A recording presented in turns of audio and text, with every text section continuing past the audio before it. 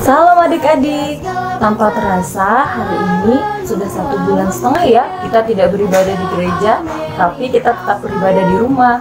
Nah, walaupun kita beribadah di rumah, kita harus dengan sungguh-sungguh semangat memuji Tuhan. Mengawali kebaktian kita hari ini, kita akan menaikkan sebuah pujian, Yesus Raja segala bangsa. Pujian ini mengatakan bahwa Yesus satu-satunya Raja segala suku bangsa.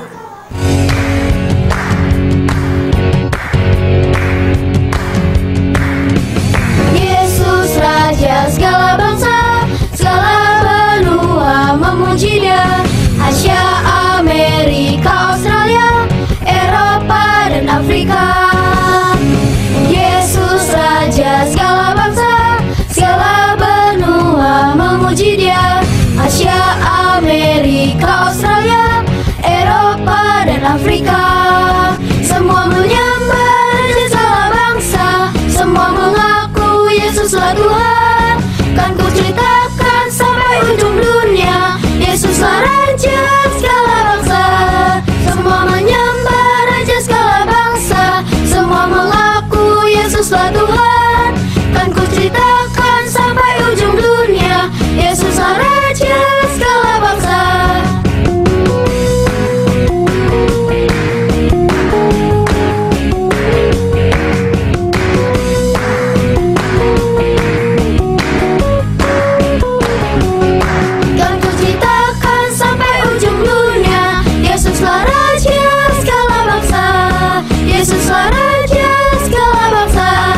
Yesuslah Raja segala bangsa.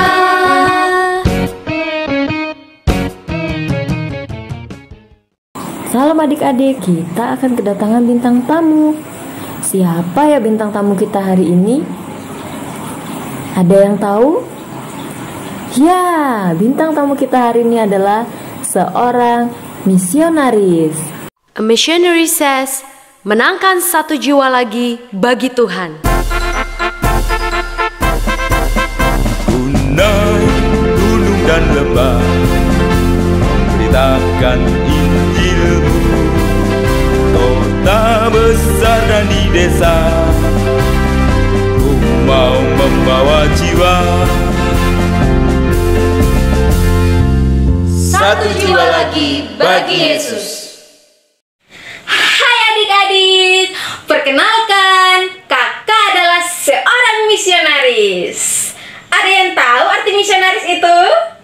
Aha, misionaris adalah seorang utusan yang menceritakan kabar baik tentang Tuhan Yesus.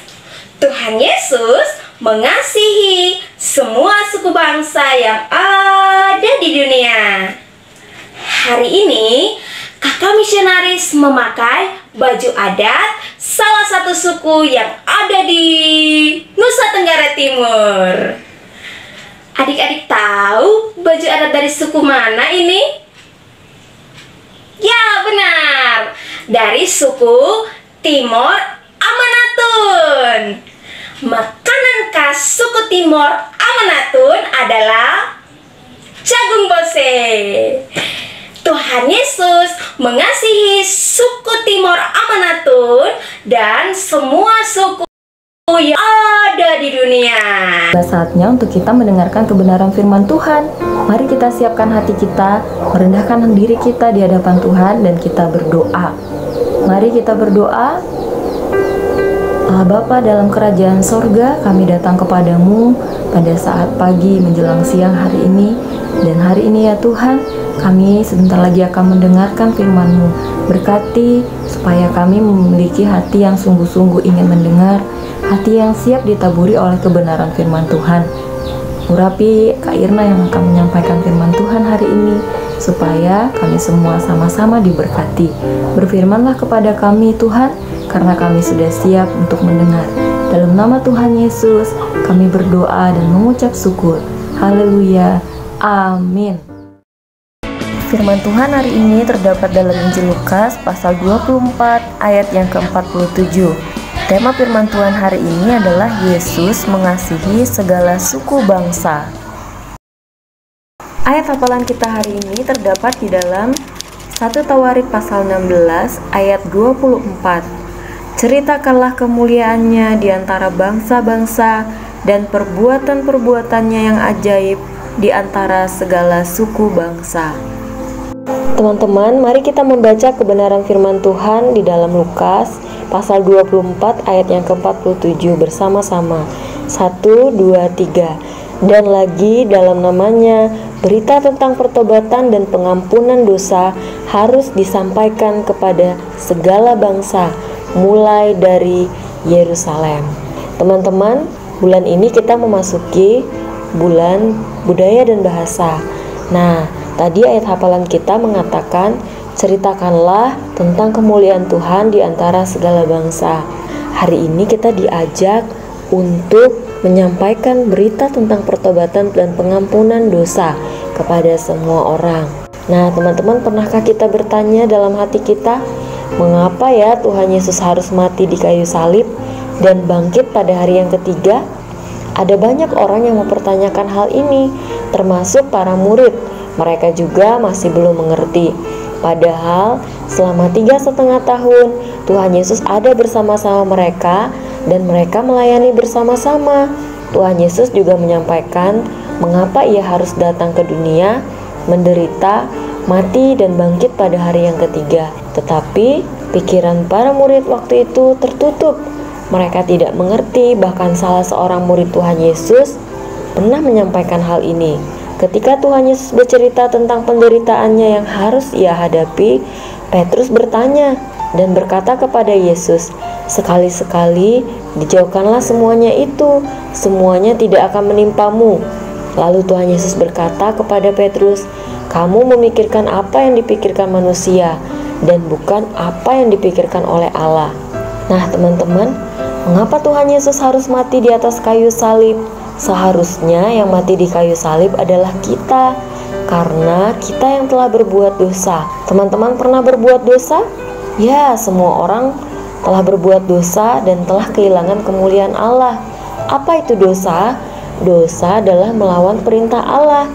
Contohnya marah, mencuri, melawan orang tua, dan masih banyak lagi yang mengakibatkan kita dihukum. Maut adalah penderitaan selama-lamanya di dalam neraka. Itulah hukuman orang-orang yang berbuat dosa. Tuhan Yesus tidak ingin kita binasa.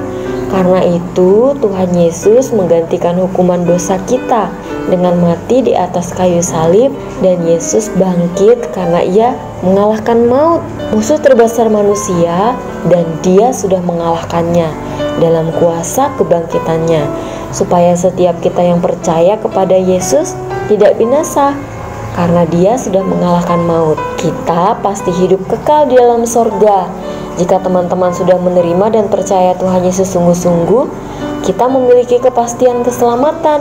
Kapanpun kita dipanggil Tuhan, pasti kita masuk sorga, karena Tuhan Yesus ada dalam hati kita dan kita mengimani Dia sebagai Tuhan dan Juru Selamat kita.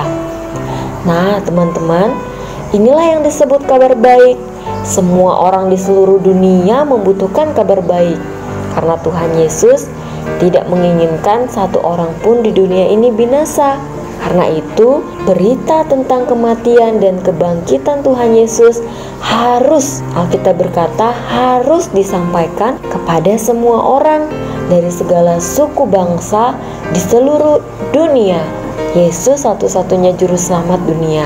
Nah, adik-adik, menjadi apapun ketika kamu besar nanti, menjadi guru, menjadi tentara, pemain sepak bola, polisi, atau menjadi apapun itu, ingat, ceritakan tentang Tuhan Yesus kepada mereka yang belum mendengar tentang Tuhan, kemanapun kamu pergi, supaya mereka percaya dan mereka memperoleh hidup yang kekal. Tuhan Yesus memberikan kerinduan dan keberanian kepada orang percaya, pada para hamba Tuhan, para misionaris atau utusan, untuk menyampaikan kabar baik tentang Yesus satu-satunya juru selamat, sehingga orang-orang Indonesia, bahkan kita, bisa mengenal Tuhan Yesus. Contohnya di Tanah Batak, ada seorang misionaris atau utusan yang bernama Nomensen, yang menyampaikan Injil kepada suku Batak di Sumatera Utara. Dia adalah orang Jerman. Dia ada di benua Eropa.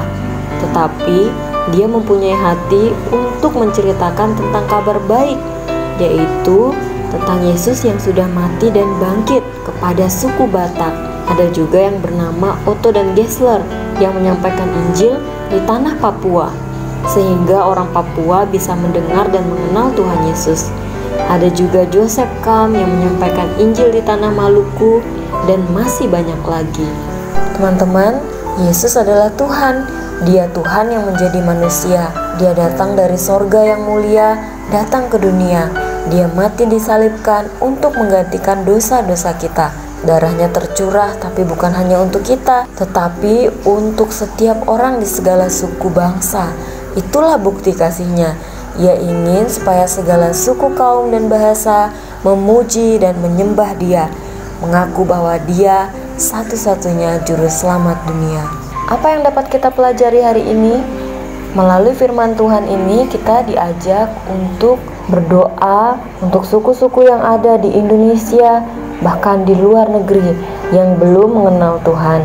Kita juga meminta pertolongan daripada Roh Kudus agar kita diberikan keberanian menyampaikan tentang Tuhan Yesus. Dan kita juga mempunyai tugas, kita harus bersaksi. Kita harus menceritakan tentang kematian dan kebangkitan Tuhan Yesus ya. Jangan malu bersaksi, karena kita diberikan kuasa supaya kita bisa menjadi saksi-saksi Kristus. Demikian firman Tuhan hari ini. Tuhan Yesus memberkati kita.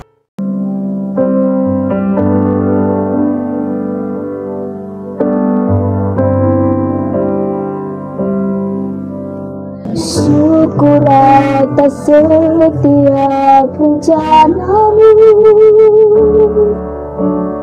dan rancanganmu yang mulia. Dalam satu tubuh kami bersatu, menjadi duta kerajaanmu. Ucapkan berkat atas Indonesia, biar kemuliaan Tuhan akan nyata.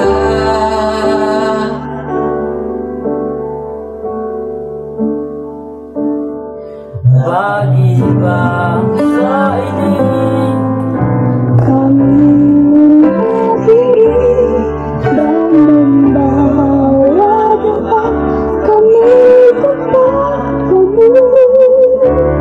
Sesuatu yang besar pasti terjadi. Dia mengubahkan negeri